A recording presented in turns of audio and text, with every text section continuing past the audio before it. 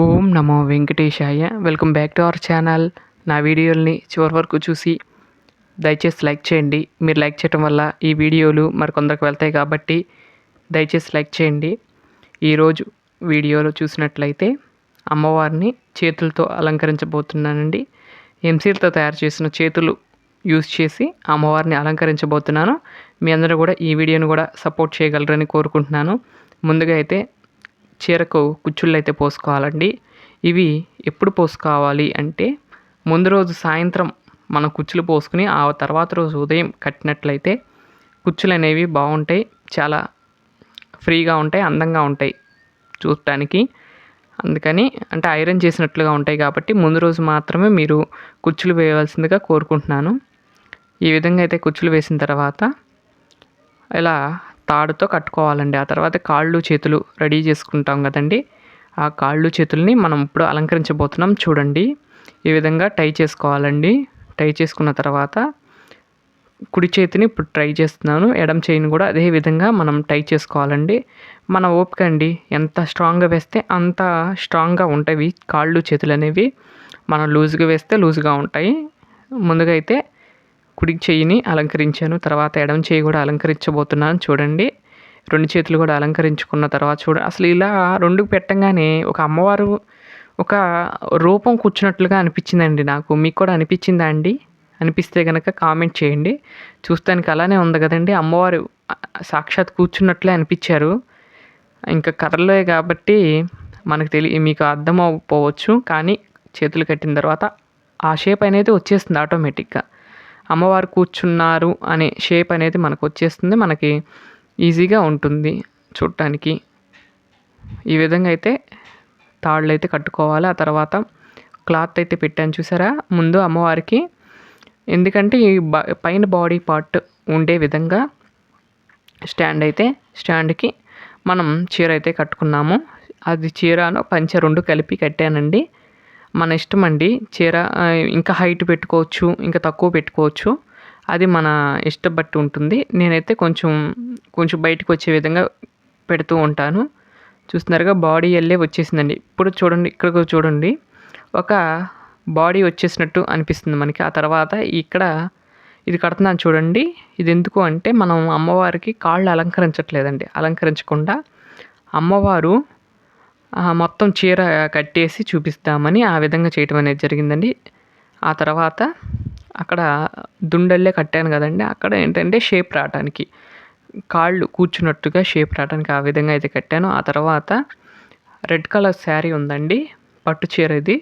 ఆ పట్టు చీరను అయితే అమ్మవారికి అలంకరిస్తున్నాను చూడండి. అంతకుముందు ఒకసారి అలంకరించాను, పద్మావతి అమ్మవారికి అలంకరించాను.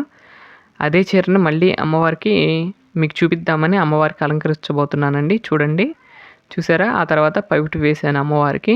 ఇక్కడితో చూడండి, ఈ విధంగా అయితే చున్నీ అల్లే వేసుకోవాలండి అటు ఇటు. ఇది ఒక మోడలు, రకరకాల మోడల్లో మనం పవిట రకరకాలుగా వేసుకోవచ్చు అమ్మవారికి. ఇదొక మోడల్ అండి, రెండు సైడ్లు తీసుకొచ్చి కూర్చున్నట్టు భంగిమలో ఉండటానికి. అసలు ఇక్కడ చూడండి ఎంత బాగుంటుందో అమ్మవారిని అక్కడ కట్టిన తర్వాత.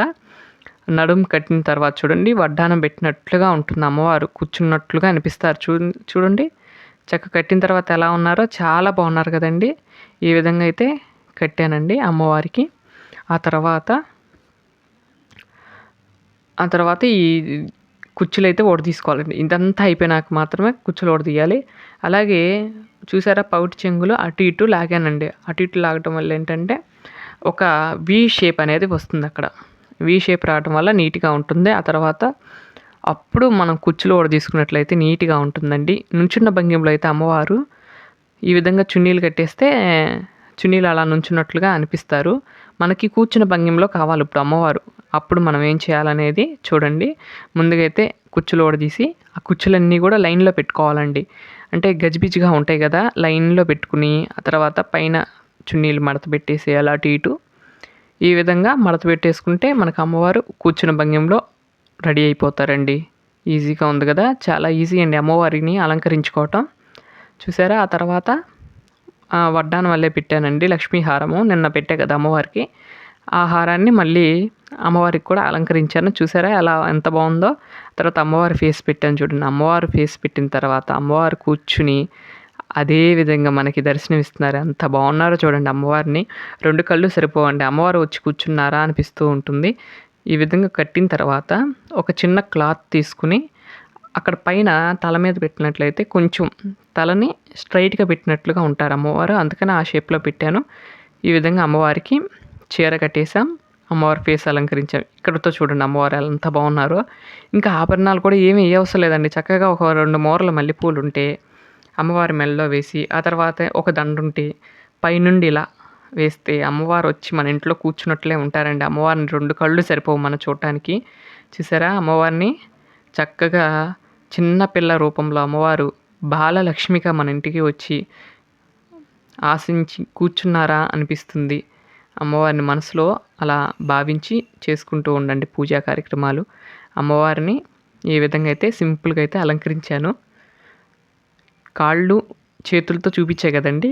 ఇదెలా ఉంది, ఈ ప్రాసెస్ ఎలా ఉంది, ఆ ప్రాసెస్ ఎలా ఉంది అనేది మీకు కామెంట్ చేయండి. మీరు కామెంట్ చేస్తే నాకు అర్థమవుతుంది. ఈ విధంగా ఇలా చూసినా కూడా చాలా బాగున్నారండి అమ్మవారు కూర్చొని ఒక చేత్తో అభయం ఇస్తూ, ఒక చేత్తో కిందకి పెట్టి వరదహస్తం ఇచ్చి చాలా బాగున్నారు కదా! ఆ తర్వాత సింపుల్‌గా ఒక దండ వేశానండి. చూసారా క్లాత్‌తో చేసిన దండ. అసలు మల్లెపూల దండ వేసినట్లే ఉందండి నాకైతే. అమ్మవారు మల్లెపూల హారం వేసుకుని కూర్చున్నట్లుగా అనిపించారు. ఇప్పుడు చూడండి మీరు నగలు వేయకపోయినా అలాంటి పువ్వు దండ ఒకటి వేసినా చాలా నిండుగా కనపడతారు అమ్మవారు. ఆ తర్వాత పైనుండి ఒక దండ వేశాను. ఇంతటితో అమ్మవారి అలంకరణ పూర్తయిందండి. అమ్మవారు చాలా బాగున్నారు కదండీ! ఈ విధంగా మళ్ళీ దగ్గరగా చూపిస్తాను చూడండి. కింద పాదాల దగ్గర నుండి మళ్ళీ శిరస్సు వరకు చూపిస్తాను అమ్మవారిని. పూర్తి అలంకరణను దగ్గరగా చూపిస్తాను చూడండి. చూసి నమస్కరించుకోండి. ఈ విధంగా అయితే అమ్మవారి అలంకరణలు అయితే చేసుకోవచ్చండి మనం ఈజీగానే. చూసారా అమ్మవారు ఎంత బాగున్నారో ముందు నుండి చూపిస్తున్నారు. కుర్చీలు కొంచెం గజిబిజి అయినా కానీ నేను హడావుడిగా చేసేసరికి అలా వచ్చింది కానీ లేకపోతే నేను దృష్టి పెడితే ఇంకా నీట్‌గా వచ్చేయండి. నేనేదో గజిబిజిగా చేయబట్టి అలా వచ్చినియి. మీకైతే నచ్చిందని భావిస్తున్నాను. ఇదండి ఈరోజు వీడియో. నా వీడియోలు గనక మీకు నచ్చినట్లయితే లైక్ చేయండి, షేర్ చేయండి, సబ్స్క్రైబ్ చేయండి. మరొక మంచి వీడియోతో రేపటి వీడియోలో కలుస్తాను. అంతవరకు సెలవు. నమస్కారం. ఓం నమో వెంకటేశాయ. ఓం నమో నారాయణాయ.